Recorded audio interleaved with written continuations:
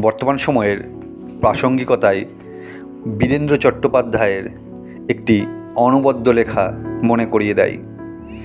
জন্মভূমি আজ। একবার মাটির দিকে তাকাও, একবার মানুষের দিকে।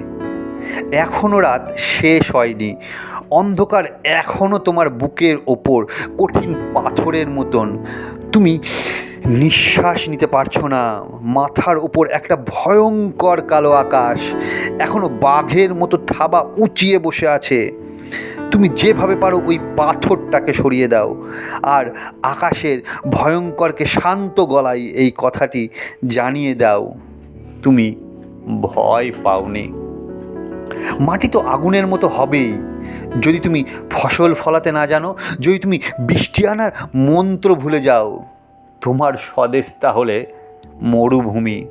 যে মানুষ গান গাইতে জানে না, যখন প্রলয় আসে সে বোবাও অন্ধ হয়ে যায়। তুমি মাটির দিকে তাকাও, সে প্রতীক্ষা করছে।